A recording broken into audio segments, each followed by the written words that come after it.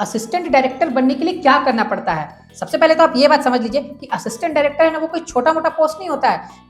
आमतौर पर क्या होता है ना कि लोग असिस्टेंट्स, कोई भी चीज के असिस्टेंट रहेंगे ना, तो लोग समझेंगे कि यार ये तो चमचागिरी कर रहा है।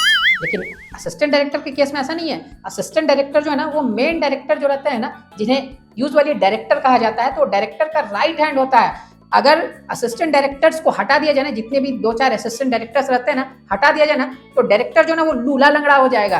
और फिर वो शॉट लगाने के लिए कैसे बोले, ए शॉट लगाओ, शॉट तो मुझे लगाना पड़ेगा, कोई तो है ही नहीं शॉट लगाने के लिए। ऐसी स्थिति हो जाएगी डायरेक्टर की। असिस्टेंट डायरेक्टर जो होता है ना, वो मेन डायरेक्टर बनने का एक रास्ता होता है, एक जरिया होता है, और उसके बाद तो फिर चांदी ही चांदी। तो वीडियो को पूरा लास्ट तक जरूर देखिए। मैं आप लोगों को बताता हूं कि असिस्टेंट डायरेक्टर आप कैसे बन सकते हैं, कैसे आप नए लेवल से असिस्टेंट डायरेक्टर के लिए स्टार्ट कर सकते हैं। चलिए शुरू करते हैं। हाय एवरीवन, मैं हूं आकाश रजक और आप देख रहे हैं आकाश रजक ओरिजिनल्स।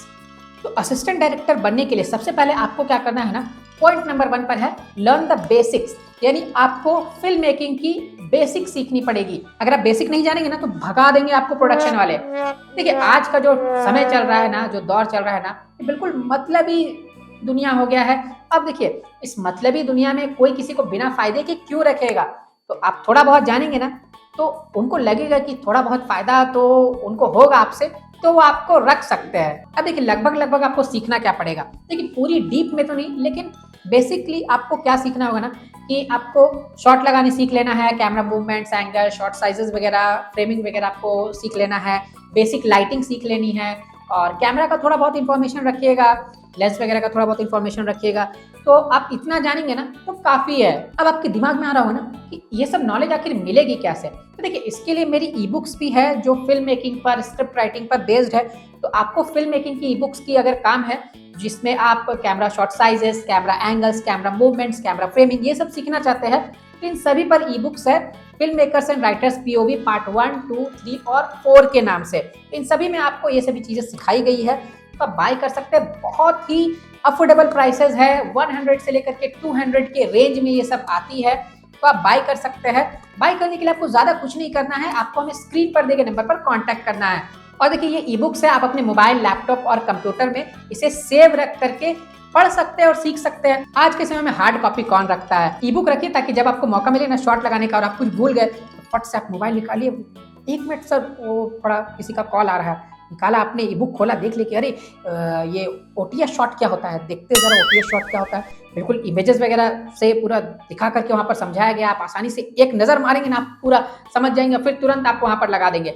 तो आप उन ई बुक्स को बाय कर सकते हैं। बाय करने के लिए आप हमें स्क्रीन पर दिए गए नंबर पर कॉन्टैक्ट कीजिए। चलिए बहुत हो गया प्रमोशन, इसमें सिर्फ मेरा ही फायदा नहीं है, आपका भी फायदा है। तो चलिए बढ़ते हैं पॉइंट नंबर 2 पर, अटेंड फेस्टिवल्स। वो दिवाली दशहरा की बात नहीं कर रहा हूँ मैं, फिल्म फेस्टिवल्स की बात कर रहा हूँ। जो फिल्म फेस्टिवल्स होते हैं ना, जिसमें आपको जाने का अगर मौका मिलता है ना, तो आप बिल्कुल उसमें पार्टिसिपेट कीजिए। फिल्म के जो इवेंट्स होते हैं उसमें भी पार्टिसिपेट कीजिए। उसमें क्या होगा ना, आपको बहुत कुछ सीखने को मिलेगा। नहीं अगर आपको पार्टिसिपेट करना है ना, आप एटलीस्ट अटेंड कीजिए, एज एन ऑडियंस आप अटेंड कीजिए, आपको बहुत कुछ उससे सीखने को मिलेगा। आप चाहे तो ऑनलाइन भी देख सकते हैं, यूट्यूब वगैरह पर भी बहुत सारे वीडियोस वगैरह रहते हैं, तो आप देखिए, लेकिन आप देखिए, अटेंड कीजिए। अगर इसके लिए आपको थोड़े बहुत चार्जेस भी पे करने पड़े ना, 1500 पे भी करने पड़े ना, तो आप पे करके उसे अटेंड कीजिए, क्योंकि माल कमाने के लिए माल पहले लगाना तो पड़ेगा आपको, लेकिन बाद में फिर फायदा होगा जब आप असिस्टेंट डायरेक्टर बन जाएंगे तो। क्योंकि इन फिल्म फेस्टिवल से और फिल्म इवेंट से आप लोगों को बहुत कुछ सीखने को मिलेगा, तो आप जरूर इन्हें अटेंड किया कीजिए। आते हैं पॉइंट नंबर 3 पर। पॉइंट नंबर 1 और 2 को फॉलो करने के बाद आपको क्या करना है ना, आपको असिस्टेंट डायरेक्टर के पोस्ट के लिए अप्लाई करना है, लेकिन एंट्री लेवल पर। ये नहीं कि आप सीधा राजकुमार हिरानी, करण जौहर या फिर राम गोपाल वर्मा तक पहुंच गए, क्योंकि वो तो आपको स्टार्टिंग में घास डालेंगे है नहीं। तो आपको क्या करना है ना, आपको जो मीडियम रेंज के जो डायरेक्टर्स होते हैं ना, उनके पास आप अप्लाई कर दीजिए असिस्टेंट डायरेक्टर के पोस्ट के लिए। हाँ, आप लो लेवल वाले जो बिल्कुल बिगनर है, उन डायरेक्टर को स्टार्टिंग में असिस्ट मत कीजिएगा, वरना पता चला वो बेचारा खुद सीख रहा है, वो आपको क्या सिखाएगा, वो पता चला आपको और कुछ गलत इन्फॉर्मेशन दे दे। तो इसीलिए आप एटलीस्ट मीडियम लेवल के जो डायरेक्टर्स रहते हैं ना, उन्हें आप असिस्ट कीजिए, उनके पास ट्राई कीजिए। आपकी जो है ना असिस्टेंट डायरेक्टर की पोस्ट है ना, वो आपको आसानी से मिल जाएगी, बहुत ज़्यादा मेहनत नहीं करनी पड़ेगी, क्योंकि आपको बेसिक्स मालूम है, आप जानते हैं तौर तरीके, तो आपको काम जल्दी मिल जाएगा। और देखिए स्टार्टिंग में आपको बहुत ज़्यादा पेमेंट तो नहीं मिलेगा, कि ये नहीं कि आप करोड़ों में छापने लगे, ऐसा तो नहीं होगा, लेकिन हाँ असिस्टेंट डायरेक्टर बन करके आप हाँ अपना खर्च तो उठा ही लेंगे और कुछ थोड़ी बहुत बचा भी लेंगे।